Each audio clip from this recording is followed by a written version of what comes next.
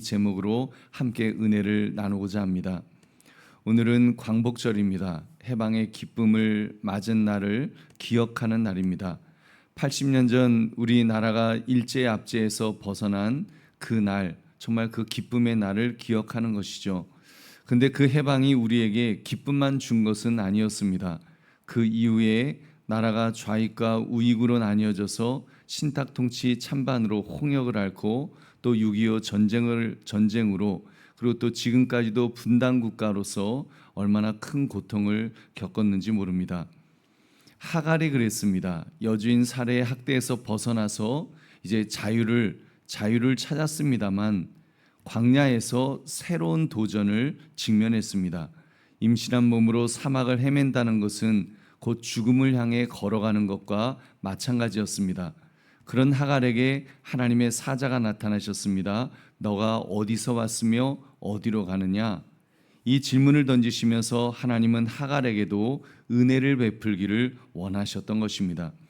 여러분, 그러므로 이 시간 나를 살피시는 하나님의 말씀을 붙잡으라, 이 제목을 가지고 언약의 백성이 아니었음에도 은혜 베풀기를 원하시는, 하갈을 향해서 그렇게 은혜 베풀기를 원하셨던 그 하나님을 발견하시기를 주님의 이름으로 축원합니다. 우리 세 가지를 살펴보겠습니다. 첫 번째로, 하나님은 광야 가장 험한 곳에까지도 찾아오시는 분이십니다. 광야 가장 험한 곳까지 찾아오시는 하나님. 우리 7절 8절 말씀 같이 읽겠습니다. 시작. 여호와의 사자가 광야의 샘물 곁 곧 술길 샘 곁에서 그를 만나 이르되 살해의 여종 하갈아, 내가 어디서 왔으며 어디로 가느냐? 그가 이르되 나는 내 여주인의 살해를 피하여 도망하나이다. 아멘. 지금 이 상황에 지금 하갈은 완전히 절망한 상태였습니다. 임신한 몸으로 혼자 광야를 헤매다니요, 아무도 그를 기억하지 않는 곳이었습니다. 그러니까 하갈이 거기서 그 밤에 그냥 거기 쓰러져서 잠들거나 맹수에게 물려 죽거나 해도 하나도 이상할 것이 없는 상황이었습니다. 정말 그 상황적으로는 버림받은 것 같은, 혼자 있는 것 같은 바로 그런 상황. 그런데요, 하나님은 달랐습니다. 하나님은 하나님의 사자를 그곳으로 보내셨습니다. 엄밀히 말하면 하나님께서 찾아오신 것입니다. 여러분, 이것이 얼마나 놀라운 일입니까? 믿음의 어머니 사례를 찾아오셨다면 그거 이해가 되겠는데, 여러분, 사례를 찾아오셨다면 그건 이해가 되죠. 사례가 어디 있다 할지라도 하나님이 당연히 약속의 딸이나 마찬가지니까 그 당연히 찾아오시겠죠. 근데 하갈이라니요. 여러분, 하갈은 그 이스마엘의 어머니입니다. 엄밀히 말하면 언약 백성에서 제외되어 있는 인물입니다. 이스마엘은 갈라디아서 4장을 보면 여종에게서는 육체를 따라 나왔다고 했습니다. 사례에게서 나온 그 이상만이 약속으로 말미암은 사람이라고 그렇게 성경은 분명히 말씀합니다. 그런데도 하나님은 지금 그런 하갈, 정말 아무도 돌보지 않는 바로 그 하갈을 돌보시는 분이신 줄 여러분 믿으시기 바랍니다. 우리 보배로운 성도님들, 여러분은 지금 어떤 광야를 지나가고 있습니까? 하갈의 광야는 단순히 모래바람이 이는 그런 사막이 아니었습니다.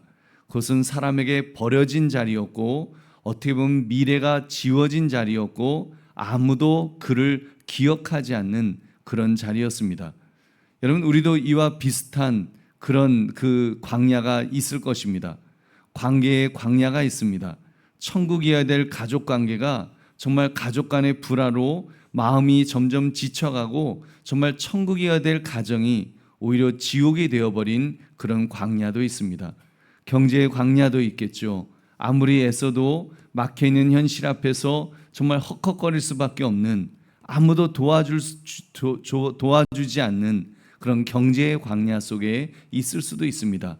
건강의 광야도 있을 것입니다. 몸이 버텨주지 않아서 정말 사명마저 무겁게 느껴질, 정말 내 몸 하나를 일으켜 세우기도 힘든 그런 건강의 광야도 있을 수 있습니다. 우리 보배로운 성도님들, 그러나 잊지 맙시다. 광야는 환경보다 사실은 하나님의 시선을 잃은 마음의 상태가 그게 진짜 광야입니다.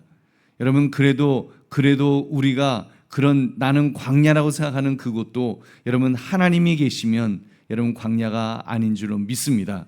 그러나 하나님께서 그곳까지 찾아오셔서 말씀으로 붙드시기 때문에 우리는 그 말씀으로 붙드시는 그 하나님을 의지하시기를 주님의 이름으로 축원합니다.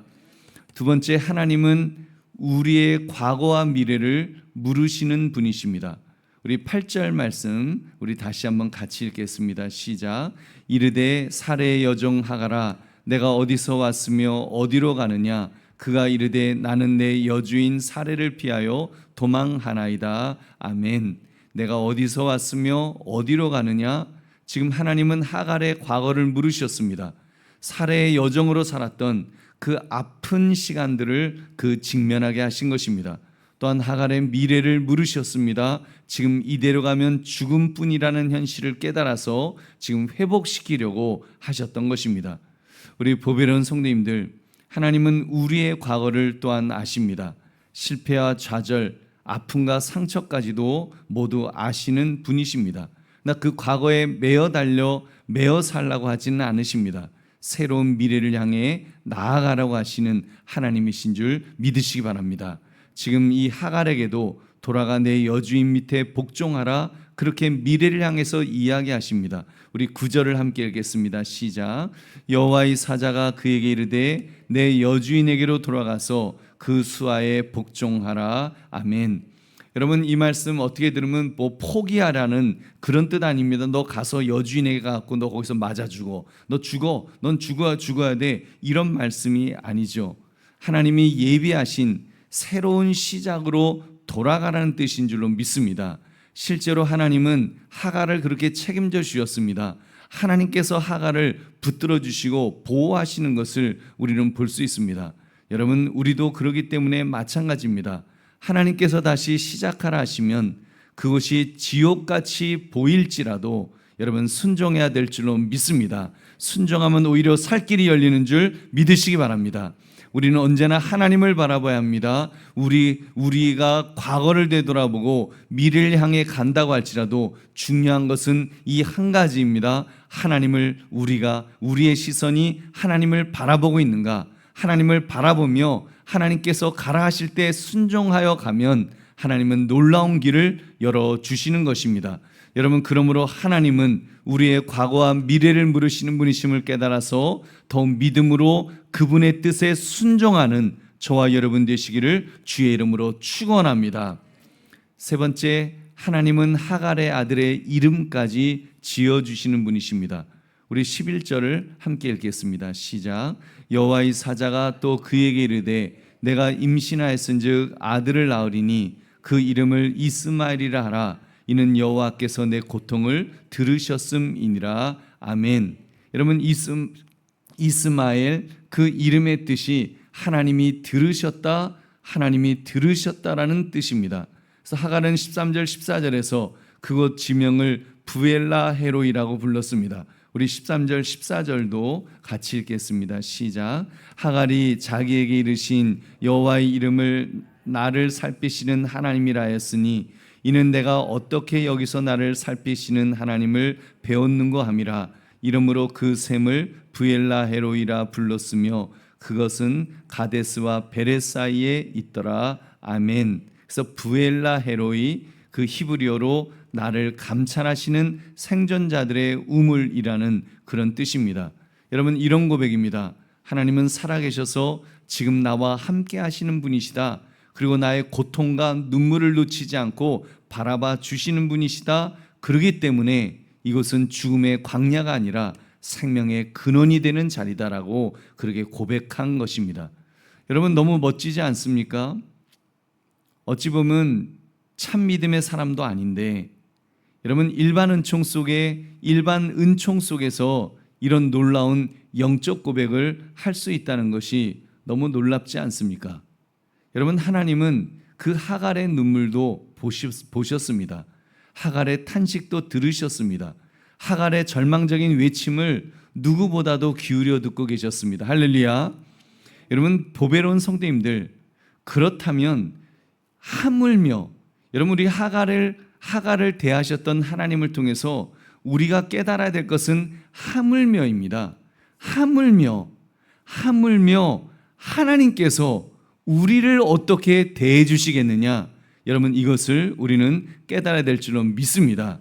여러분, 우리는 예수 그리스도의 피로 사신 언약 백성입니다. 하나님의 자녀들입니다. 하갈이 붙들었던 것은 단 한마디의 하나님의 말씀뿐이었습니다. 그러나 우리는 그리스도의 십자가와 부활이 있고, 우리는 성경 66권의 약속을 갖고 있는, 약속을 붙들고 있는, 통째로 붙들 수 있는 자들인 줄 여러분 믿으시기 바랍니다. 그렇다면 광야를 지나고 있는 오늘 우리가 더 하나님을 단단히 붙들어야 하지 않겠습니까? 여러분, 하갈도 그렇게 정말 하나님을 붙드는데, 여러분 우리 믿음의 사람들, 우리들이야말로 더 단단히 하나님을 붙들어야 되지 않겠냐는 말입니다. 상황이 아니라 말씀을 붙들어야 됩니다. 두려움이 아니라 하나님의 시선을, 여러분 시선을 하나님에게로 고정시켜야 됩니다. 광야가 아니라 부엘라헤로이 살아계신 하나님을 붙들어야 될 줄로 믿습니다. 그러니까 도망가지 맙시다. 가정에 어려움이 조금 있다고 도망가지 맙시다.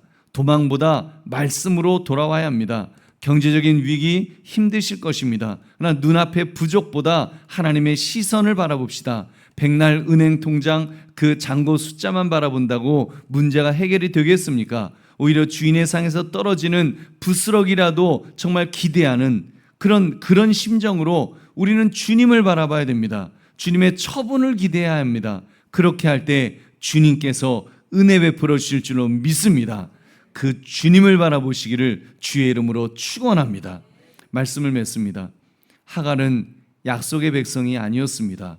그러나 하나님의 말씀을 붙잡고 순종했을 때에 복을 받았습니다. 하물며 예수 그리스도의 피로 구원받은 여러분, 우리는 어떠하겠습니까? 그러니까 우리도 더 말씀을 붙들어야 됩니다. 오늘 이 새벽 하나님은 우리에게도 말씀하십니다. 내가 어디서 왔으며 어디로 가느냐? 아마도 우리나라를 향해서도 말씀하실 것 같습니다. 대한민국이 어디서 왔으며 어디로 가느냐? 여러분, 우리는 잘 모릅니다. 이 나라가 어떻게 될지 우리는 모릅니다. 그러나 하갈을 찾아오시고 그를 붙들어 주셨던 하나님이시라면, 여러분 한국 교회가 깨어있는 한, 우리 교회가 깨어있는 한, 여러분이 깨어있는 한 대한민국을 굳건히 붙들어 주실 줄로 믿습니다. 여러분의 인생도 붙들어 주실 것입니다. 영원한 생명을 부어 주실 것입니다. 우리는 하나님을 바라보는 사람들입니다. 하나님을 붙드는 사람들입니다. 하나님이 우리의 모든 것 되시는 줄로 믿습니다. 하나님께서 우리를 끝까지 책임져 주실 줄로 믿습니다. 그러면 우리가 처한 상황이 아니라, 여러분 정말 그 세상은 우리 늘 그런 이야기를 합니다. 늘 어렵다는 이야기합니다. 늘 힘들다는 이야기합니다. 늘 괴롭다고 말하지만, 여러분 그런 상황이 아니라, 그러나 그 속에서도 지금까지 늘 나를 살피시고 붙들어 주셨던 그 하나님, 아마 여러분의 인생에도 언제 한번 좋았던 날이 있었나요? 그런데 지나고 나면 좋았더라고요. 지나고 나면 그때가 좋았더라. 여러분, 하나님은 그렇게 우리를 책임져 주시고 붙들어 주신 줄로 믿습니다. 그 하나님 바라보자는 것입니다. 그 하나님 붙들자는 것입니다. 그 하나님께서 우리를 끝까지 붙들어 주실 줄로 믿습니다. 그 은혜, 그 사랑, 그것 받아 누리시면서 정말 약속의 자녀로서 여러분 살아가시는 저와 여러분 되시기를 주님의 이름으로 축원합니다. 우리 기도하겠습니다. 오늘 말씀 생각하시면서